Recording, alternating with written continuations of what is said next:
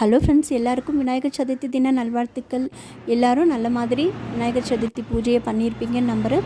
மாக்கோலத்தோடு நம்மளுடைய பூஜையை தொடங்கியிருக்கோம். வாசல்லையும் மாக்கோலம், நிலைவாசலில் மாக்கோலம் போட்டு விளக்கேற்றியாச்சு. பூஜை அறையில் ஒரு தீபம் ஏற்றியாச்சு.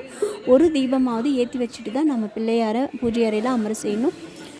ஒரு மணியை நல்லா சுத்தம் பண்ணிக்கணும். அதில் மாக்கோலம் பொட்டெல்லாம் வச்சுட்டு அதுக்கு மேலே வாழை இலை, தலை வாழை இலையாக வெத்திக்கணும்.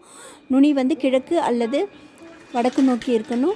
2 கைப்பிடி அளவு பச்சரிசி பரப்பிடணும். அதில் மஞ்சள் குங்குமத்தால் ஸ்வஸ்திக் வரைஞ்சிக்கணும். வரைய முடியாதவங்க ஒரு பொட்டாவது வச்சுக்கலாம். நல்ல நேரம் பார்த்துக்கணும். கண்டிப்பாக முக்கியமாக ராகு காலம் யமகண்டம் இல்லாத நேரமாக பார்த்து பிள்ளையாரை நாம் அதில் அமர செஞ்சுக்கலாம். என்னதான் முதல் தினமே பிள்ளையாரை வாங்கிட்டு வந்திருந்தாலும் கூட நாம் அந்தந்த தினத்தில் நல்ல நேரம் பார்த்து பூஜை அறையில் அமர செய்கிறது ரொம்ப விசேஷம். அதுக்கு பிறகு அவருக்கு உண்டான படையலுக்கு கொழுக்கட்டை, சுண்டல் இதெல்லாம் முக்கியமாக படைக்கணும்பாங்க. இது அவங்கவுங்க விருப்பந்தாங்க. அவங்கவுங்களுக்கு என்னென்ன முடியுமோ எது வேணாலும் செஞ்சு வச்சுக்கலாம். முடியலன்னா ஒரு வெத்தலைப்பாக்கு பழம், பொரிக்கடலை மட்டும் வச்சாவது அவருக்கு பூஜையை செய்யலாம். நான் இவ்வளோதான் சிம்பிளாக என்னுடைய வழிபாடை முடிச்சுக்கினேன். அடுத்த நாள் கண்டிப்பாக புனர் பூஜை பண்ணணுங்க. அப்படியே அவரை கொண்டு போயிடக்கூடாது. விநாயகரை கரைக்கிறதுக்கு ஒரு பால் அல்லது பழம் நிவேதனம் பண்ணி அவருக்கு சிம்பிளாக ஒரு புனர் பூஜை நடத்திட்டு ஒரு அடிக்கு வடக்கு அல்லது கிழக்கு பக்கமாக நகர்த்தி வச்சுக்கணும். அவரை நகர்த்தி வச்சுட்டு தான் அலங்காரம் எல்லாம் கழிச்சு அவரை கரைக்க எடுத்துகிட்டு போகணும். வேஷ்டி, துண்டு இதெல்லாம் எடுத்து வாஷ் பண்ணி வச்சுட்டு அடுத்த வருஷத்துக்கு யூஸ் பண்ணிக்கலாம். அவருக்கு தொப்பையில் வச்ச நாணயத்தை நாம் பணம் வைக்கிற இடத்துல வச்சுக்கலாம்.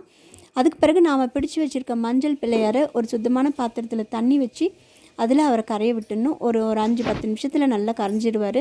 அதுக்கு பிறகு நம்ம அந்த தண்ணியை வீடு வாசல்னு எல்லா இடத்துலையும் தெளிச்சிக்கலாம்.